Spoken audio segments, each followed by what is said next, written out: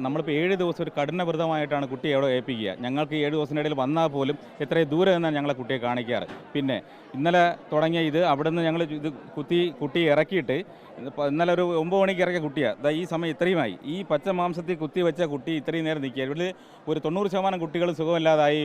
അവരെ വിളിച്ച് പറഞ്ഞിട്ട് ആരും റെസ്പോണ്ട് ചെയ്തിട്ടില്ല. അങ്ങനെയുള്ള ഒരു 100% ഇവിടെ അടിസ്ഥാന സൗകര്യങ്ങളൊന്നും ഉണ്ടായില്ല. എത്ര കുട്ടികളുണ്ട്? ഇവിടെ 581 കുട്ടികളുണ്ട്. അതിൽ അവരേതോ ഒരു സ്പെഷ്യൽ കാറ്റഗറി കുട്ടികൾ അവർ വേറെ അക്കോമഡേഷൻ മാറ്റി. ഞങ്ങളെ മീറ്റിങ്ങിന് വിളിച്ചവൻ പറഞ്ഞത് നിങ്ങൾക്ക് എല്ലാവർക്കും 4 നില ബിൽഡിംഗ് കെട്ടിയിട്ടുണ്ട്, അവിടെയാണ് അക്കോമഡേഷൻ എന്നാണ് പറഞ്ഞത്. ഈ വർഷം 12,500 രൂപയാണ് അവർ വാങ്ങിയത്. ഈ ചടങ്ങിന് വേണ്ടിയിട്ട് ഇതിന് ചെലവിന് വേണ്ടി വാങ്ങുന്നതാണ്.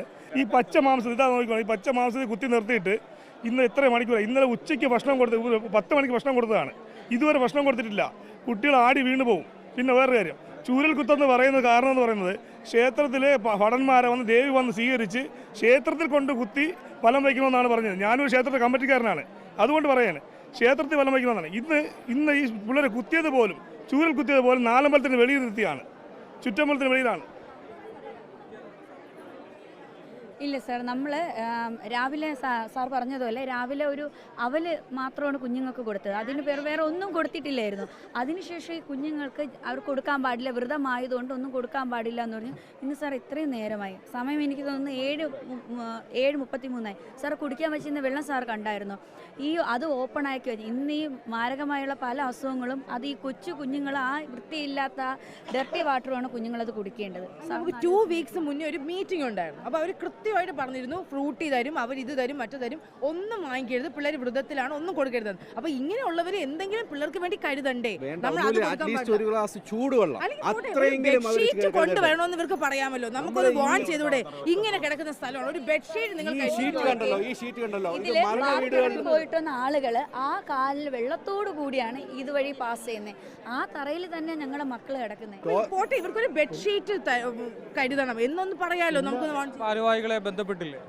ക്ഷേത്രം ബന്ധപ്പെട്ടു കേറി വന്നപ്പോൾ നമ്മളൊരു ഭാരവാഹിയായിട്ട് പറഞ്ഞു ഇതാണ് അവസ്ഥ.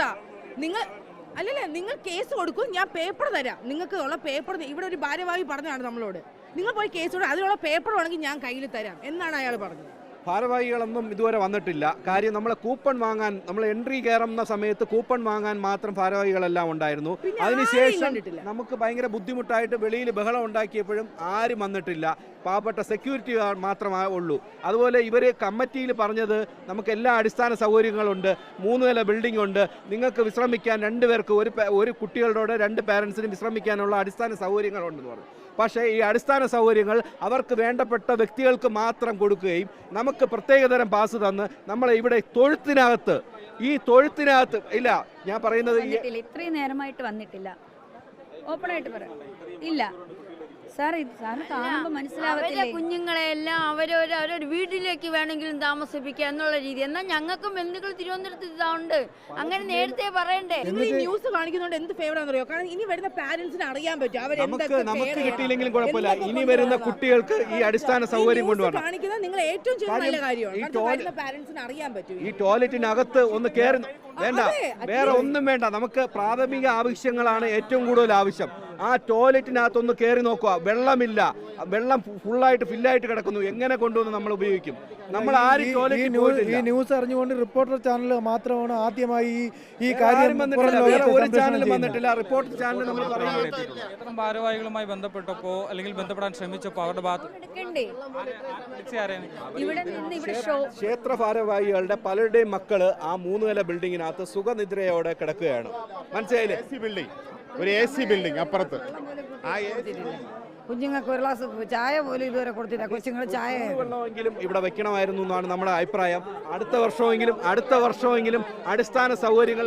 ഒരു ഗ്ലാസ് ചൂട് വെള്ളം ഈ കുട്ടികൾക്ക് ഇതുവരെ കൊടുത്തിട്ടില്ല. ഇന്നലെ രാവിലെ മുതൽ 3 മണിക്ക് ശേഷമാണ് ഒരു ശകലം അവല് കൊടുത്തിട്ടുണ്ടെന്ന്. ഉണ്ടായ ബുദ്ധിമുട്ട് പാരൻസിന് മനസ്സിലാക്കിക്കൊണ്ട് ഈ വർഷം ഇത്തിരി കൂടെ മോഡിഫൈ ചെയ്ത് നടത്തി എന്നാ പറഞ്ഞത്. പക്ഷേ ഒരു മാറ്റവും വന്നിട്ടില്ല.